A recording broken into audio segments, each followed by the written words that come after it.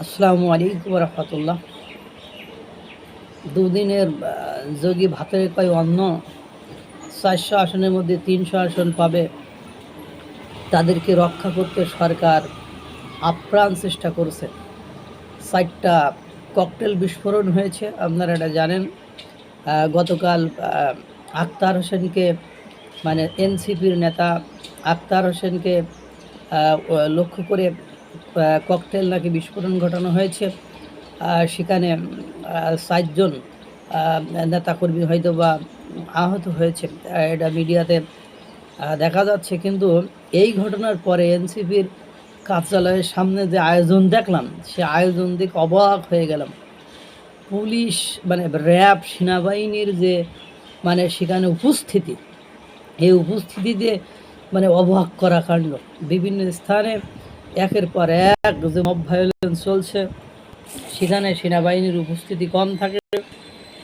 আপনারা জানেন যে কে এম নুরুল হুদাকে কীভাবে জুতাপেটা করা হয়েছে, তারপরে বগুড়ায় আওয়ামী লীগের এক নেতাকে কীভাবে আপনার একেবারে ডিবি পুলিশের সামনে মেরে একটা অর্ধলুঙ্গ করে ফেলেছে। সে কিল, ঘুষি, লাঠি, সোয়ার্ড, হ্যাঁ, মানে যারা মারতেছে তারা দৌড়ায়, যেই মারতেছে, আর র্যাব হলো হেঁটে যেয়ে, তারপরে ডিবি হেঁটে যেয়ে তারপরে তাদেরকে ধরছে। এরকম একটা অবস্থা দেখা যাচ্ছে। মানে প্রশাসনই তাদেরকে বলছে মার, মানে মারি একটু তুলুধনা করে নেয়, বিষয়টা এরকমই দেখাচ্ছে। যাক, সেটা না হতেও পারে। তারপরে বিভিন্ন স্থানে যে মব ভায়োলেন্স হচ্ছে, সেখানে সেনাবাহিনীও যায়, কিন্তু মানে সে চরম আকারে চলে গেলে তারপরে যায়। গতকালকে আপনি যে উপস্থিতি দেখলাম, তাতে করে এরা যে কিংস পার্টি, এটা বুঝতে আর মানুষের বাকি থাকছে না। এবং তাদের আচার আচরণ দেখেন, জনসমর্থন না থাকলেও সরকারি সমর্থন থাকার কারণে তাদের আচার আচরণ, তাদের বিহেভিয়ার বা তাদের কথাবার্তা বলার ধরন, সবগুলো দেখবেন একবার অন্যরকম।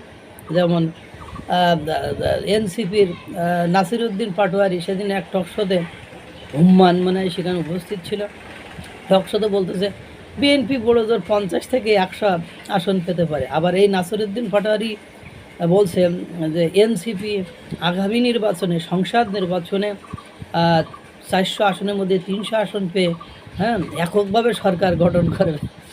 মানে তারা ডাকলে, ওই যে কালকে যে ককটেল বিস্ফোরণ হলো, আক্তার হোসেনের মধ্যে এক বিশাল মহান বড় নেতা, এনসিপির যত বড় নেতা আছে তার মধ্যে আক্তার হোসেন এক অন্যতম নেতা, তার ওই লক্ষ্য করে ককটেল বিস্ফোরণ হলো। সেখানে কিন্তু এই রাজুতে হাই বলে কেউ রাজুতে আসেনি, বা ঢাকা ইউনিভার্সিটি ক্যাম্পাসে বা কিন্তু কোনো মিছিল, বিক্ষোভ মিছিল হয়নি। তারা ওই ব্যক্তিগতভাবে দেখলাম তাসনিম জারাটারা সহ ওইসব লেডিদেরকে নিয়ে আক্তার ওই, মানে মিডিয়াগুলো আবার হয়েছে এরকম যে ওদের যখন ওই কোনো সংবাদ ব্রিফিং হয়, সামনে যে লোকজন থাকে না, এই জন্য সামনে একবারও ধরে না।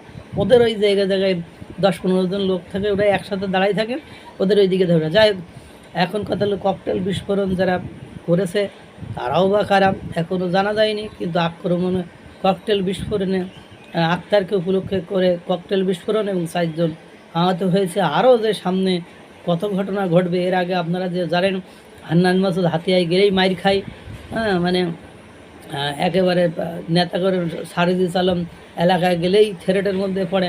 মানে নেতারা যে জায়গায় যায়, এনসিপি নেতারা অবরুদ্ধ হয়, হুমকির মধ্যে পড়ে, ঝুঁকির মধ্যে থাকে। নেতাদের যদি এই অবস্থা হয়, তাহলে সাগরেদদের না আল্লাহ জানে কী অবস্থা হবে। আল্লাহ তাআলা সকলকে ভালো রাখুন, সুস্থ রাখুন। আসসালামু আলাইকুম ওয়া রাহমাতুল্লাহ।